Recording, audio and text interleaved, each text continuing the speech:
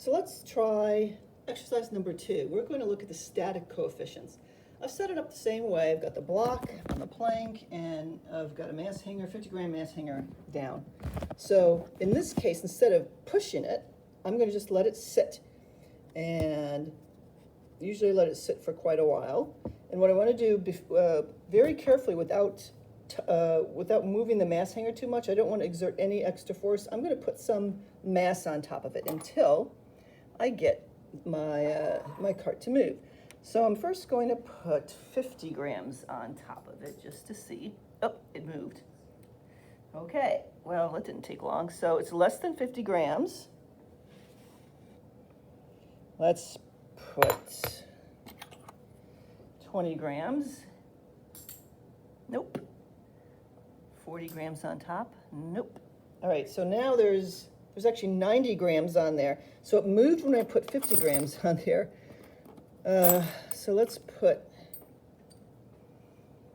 5 grams.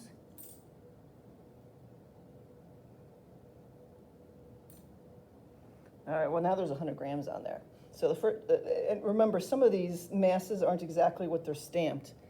So let me actually see. It's not moving now. Let's put, nope. Just putting stuff on top of it. This is the hardest one to do. Oh, now it's moving. Ah! It's moving, okay. One of the issues with the static part is that the longer this block sits in one spot, the higher the frictional force will get. So usually what I do is I let it sit for a while and it's moving. Okay, so what can happen is that you can put a lot of mass on here and it will move, but it won't move. And then once it breaks, then it'll move with this heavier amount.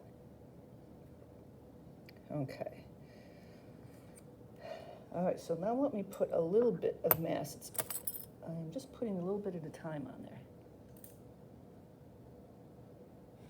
All right, that looks like it. It's about right. Again, it's a little difficult, but that would be my best guess. So let's go and measure the masses. So for this first line, the mass of the cart, again, is 210 grams.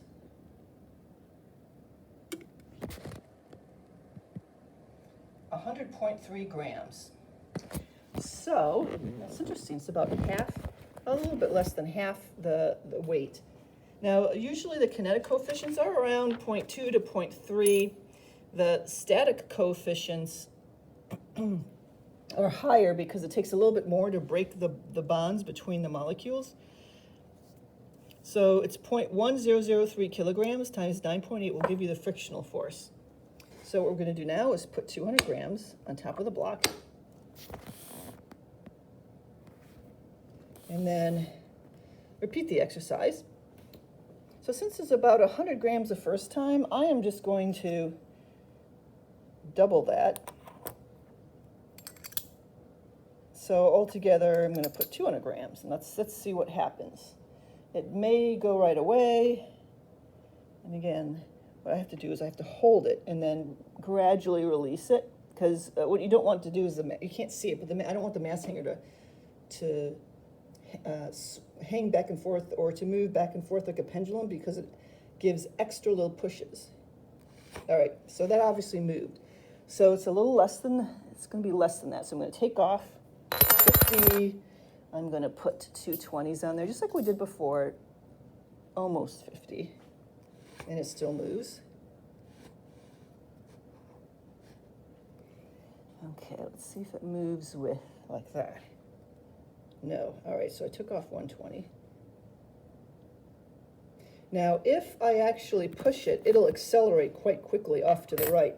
But because I'm looking at static, I'm not doing it. I'm just letting it move on its own. All right, so that's it. Let's go and mass it. 180.3.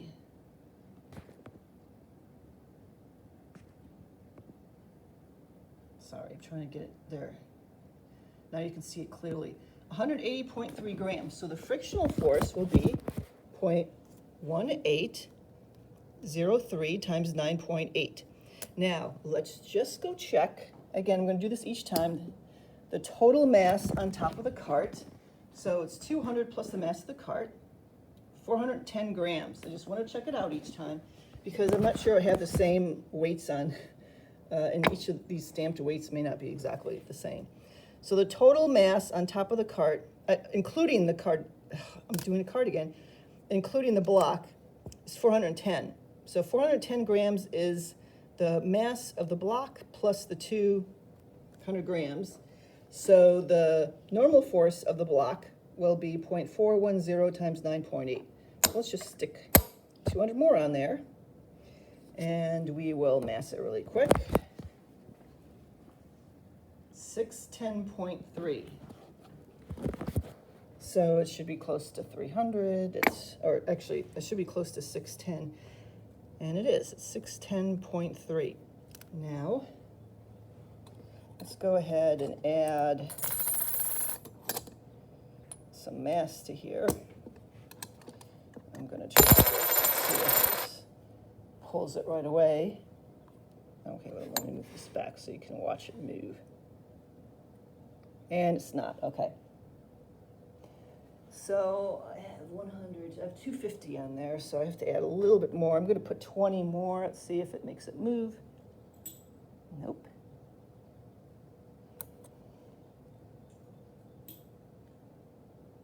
Nope.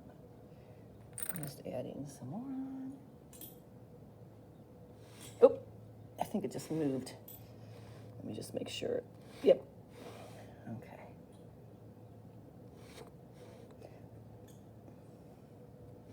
Yep, looks like it's moving.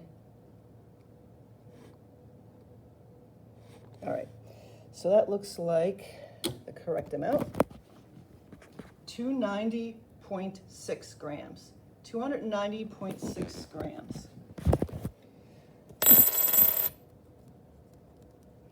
So for the mass, that's the block plus the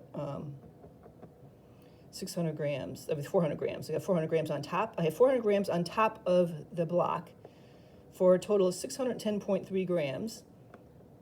The frictional force, the mass associated with that is 290.6 grams. So 0.2906 times 9.8 will give you the frictional force for that trial. Now we're going to put 200 more grams on it. And I'm going to stop, and then we will start again.